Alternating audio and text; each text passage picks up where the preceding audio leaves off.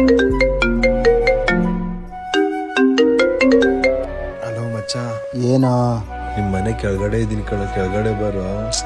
Love time ನೋಡಿದ್ಯೇನೋ, 2 ಗಂಟೆ ಕಣೋ. ಅವಳು ತುಂಬಾ ನೆನ್ಪಾಗ್ತವಳೆ ಕಣೋ. ಬರ್ತೀನಿ ತಡಿಯಪ್ಪ. ಲವ್ ಫಸ್ಟ್ ಆ ಸಾಂಗ್ ಆಫ್ ಮಾಡೋ. ಲೋ ಮಚ್ಚ ಗಾಡಿ ನಿಲ್ಸು. ಯಾಕೋ? ಅವಳಿಗೆ ನೈಟ್ ಐಸ್ ಕ್ರೀಮ್ ತಿನ್ನೋದಂತ ತುಂಬಾ ಇಷ್ಟ ಮಗ. ಅದಕ್ಕೆ ಇದೇ ರೋಡಲ್ಲಿ ಡೈಲಿ ಕರ್ಕೊ ಬರ್ತಾ ಇದ್ದೆ. ಅತ್ತೋ ಅವಳ ವಾಯ್ಸ್ ಕೇಳಿ ಎಷ್ಟು ದಿನ ಆಯ್ತು, ಕಾಲ್ ಮಾಡ್ಲಾ?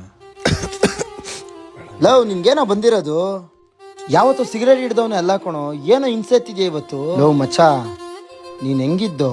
ಲೋ ಮಚ್ಚ, ಅವಳ ಜೊತೆ ನಿದ್ದೆ ಗೆಟ್ ಮಾಡಿರೋ ಮೆಸೇಜ್ಗಳು ಇವಾಗ ನಂಗೆ ನಿದ್ದೆ ಮಾಡಕ್ಕೆ ಬಿಡ್ತಿಲ್ಲ ಕಣೋ. ಲವ್ ಇಲ್ಲಿ ನೋಡೋ, ಎಷ್ಟೋ ಲಕ್ಷ ಜನ 1000 ಮನ್ಸಲ್ಲಿ ನೋವು ಇಟ್ಕೊಂಡು ನಗ್ತಾ ಬದುಕ್ತಾವ್ರೆ. ಅವಳು ಯಾರೋ ಬಿಟ್ಟೋದೊಳಗೋಸ್ಕರ ನೀನ್ ಯಾಕೋ ಹಿಂಗಿದ್ಯಾ, ಯಾಕೋ ನರಳುತ್ತಿದ್ಯಾ? ಮಗ ನಿಂಗೆ ಗೊತ್ತಾ, ಅವಳಿಗೆ ಈ ಥರ ಮೇಲ್ಗಡೆ ನಿಂತ್ಕೊಂಡು ಕೆಳಗಡೆ ಇರೋ ಜನಗಳನ್ನ ನೋಡೋದಂದ್ರೆ ತುಂಬಾ ಇಷ್ಟ. ಬಾ.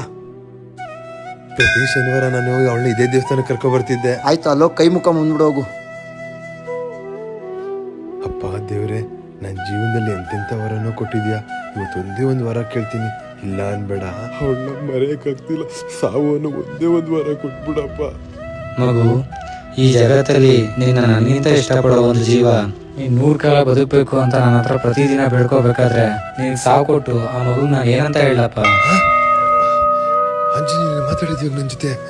ಅಷ್ಟಕ್ಕೂ ಡೈಲಿ ನನ್ನ ಬಗ್ಗೆ ನಿನ್ನ ಹತ್ರ ಯಾರಪ್ಪ ಬೇಡ್ಕೋತಾರೆ? ಅಪ್ಪ, ನನ್ನ ಫ್ರೆಂಡ್ ಜೀವನ ಚೆನ್ನಾಗಿ ಮಾಡಿಕೊಟ್ಬಿಡಪ್ಪ. ಅವ್ನು 100 ಕಾಲ ಸಂತೋಷವಾಗಿ ಬಾಳ್ಬೇಕು.